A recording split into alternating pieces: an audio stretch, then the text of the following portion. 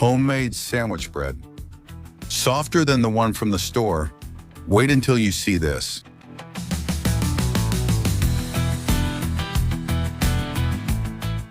And best of all, you can use a regular loaf pan. I used to think making sandwich bread at home was very difficult until I tried this recipe, and since then, I haven't bought it since. Very simple ingredients: half a kilo of all-purpose or bread flour, 150 milliliters or 3/4 of a cup of water, and the same amount of milk, 1 teaspoon or 6 grams of dry baker's yeast, 10 grams or 1 tablespoon of salt, and 2 tablespoons or 30 grams of butter. If you want, you can pause now. That way you can take notes calmly. And I'm sure you already have all the ingredients at home.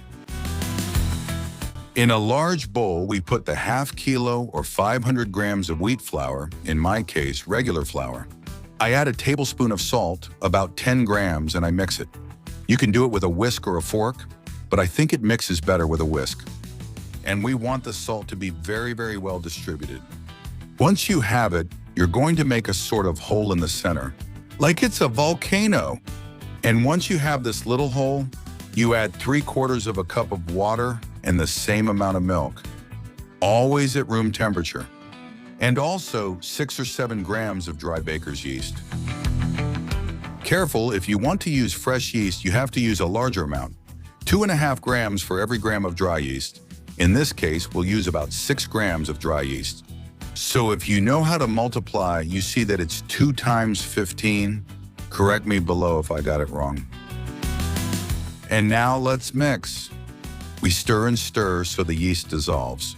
And also so you start mixing the flour with the liquid, because that's what we want in the end, so that all the flour gets mixed into a kind of dense dough.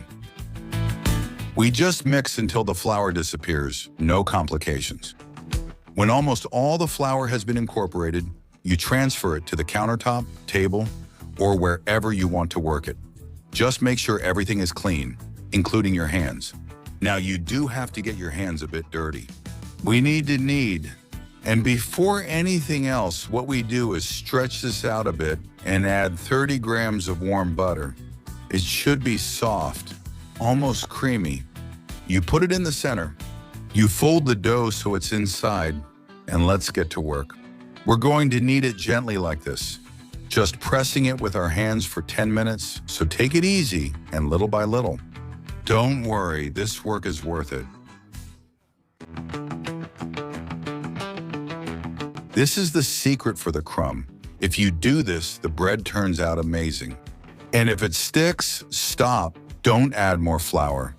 This is the trick, so you don't have any problems either. You just have to stop kneading. Let it rest there for 4 or 5 minutes, and then you start kneading again. That pause makes everything start to work and helps you get the perfect dough ball. Remember, never add more flour. Good. In the end, you'll have a smooth dough like this. Perfect. You can stretch it a little and make a ball. You'll place the ball in a large bowl. I recommend greasing it with a little oil so the dough doesn't stick later, because it's going to rise a lot. We're going to keep it covered with a lid, plastic wrap, or a damp cloth until it doubles or even a little more in volume, about an hour or an hour and a half. In the meantime, you can take the opportunity to grease the pan you'll use with a bit of butter, the typical cake pan. Removable or not, that doesn't really matter. Have you noticed how much it grows?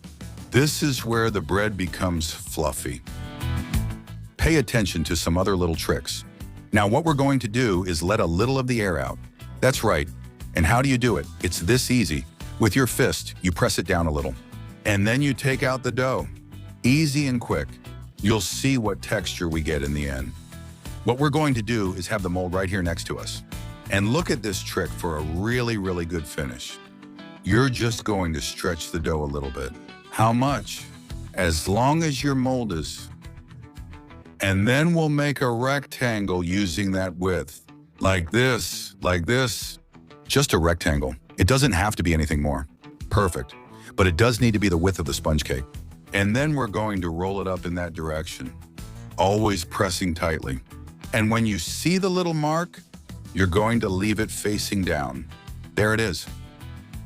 Did you see what a curious shape it has? Press it a little so it stays flat. Now the dough is ready to rest for another half hour.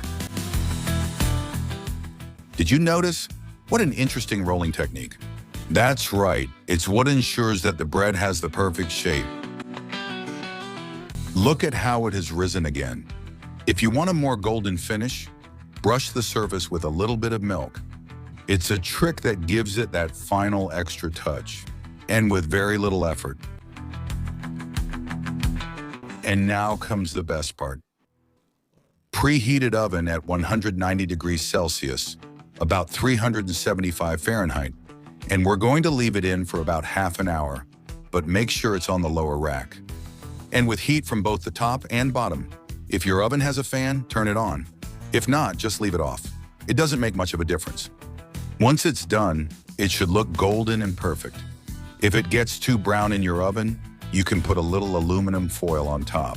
That way it won't brown anymore, but it will keep cooking on the inside. In my case, it turned out just like that. And now, while it's hot, this detail is very important. You have to remove it from the pan while it's still hot. Since I have a removable bottom pan, I do it like this directly with a toothpick. If not, just flip it over. Look how good it looks. Perfect, right after taking it out.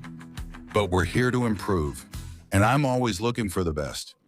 Thank you, and with just a little work. So we're going to give it a shinier finish. And it will also create a film on the outside that looks amazing on this type of bread.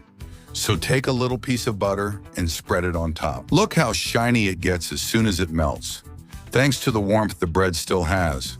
Remember, this is best done while it's still hot. And now my favorite part, showing you how it turns out. Doesn't it look tempting?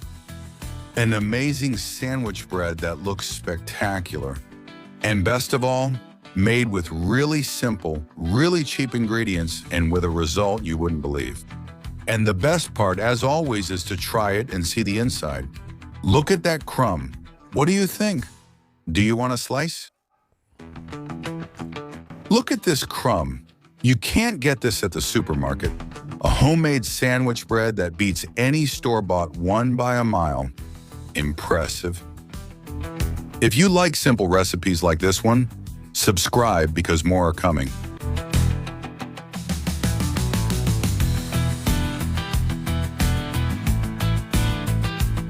And tell me, do you buy bread or will you make it at home?